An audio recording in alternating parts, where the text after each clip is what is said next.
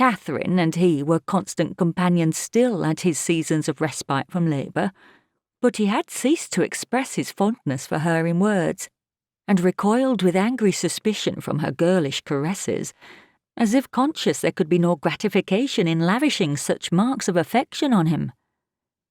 On the before-named occasion he came into the house to announce his intention of doing nothing, while I was assisting Miss Cathy to arrange her dress.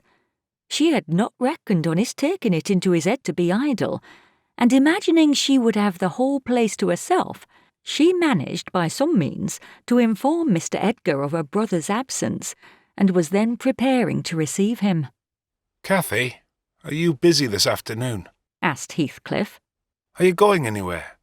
"No, it is raining," she answered. "Why have you that silk frock on then?" he said.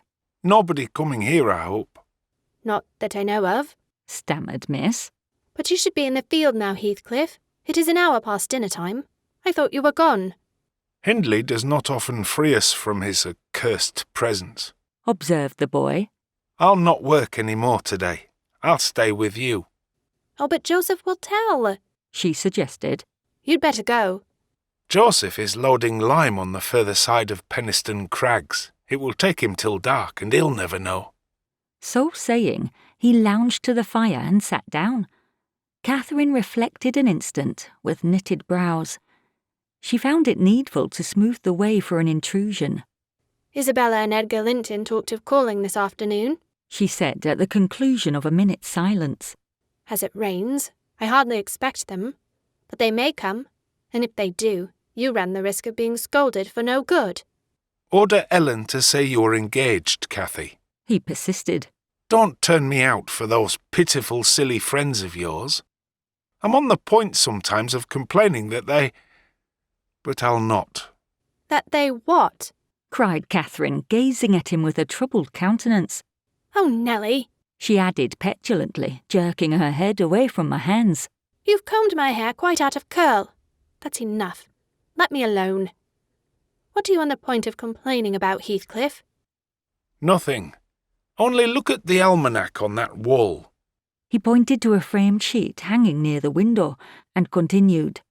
"The crosses are for the evenings you have spent with the Lintons. The dots are for those spent with me. Do you see? I've marked every day."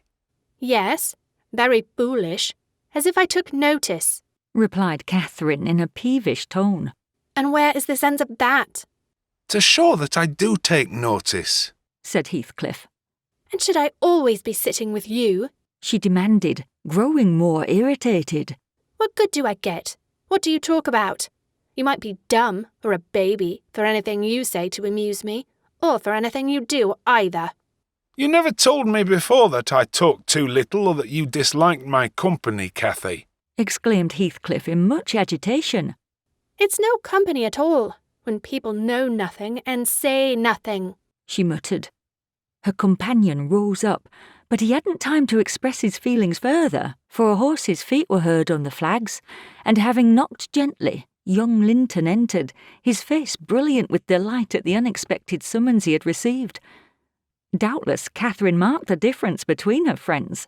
As one came in and the other went out, the contrast resembled what you see in exchanging a bleak, hilly coal country for a beautiful, fertile valley, and his voice and greeting were as opposite as his aspect.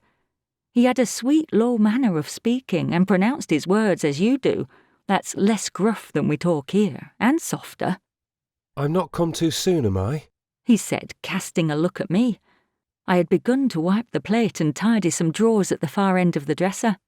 "No," answered Catherine. "What are you doing there, Nelly?" "My work, miss," I replied. Mr. Hindley had given me directions to make a third party in any private visits Linton chose to pay. She stepped behind me and whispered crossly, "Take yourself and your dusters off. When company are in the house, servants don't commence scouring and cleaning in the room where they are." "It's a good opportunity now that master is away," I answered aloud. "He hates me to be fidgeting over these things in his presence. I am sure Mr. Edgar will excuse me."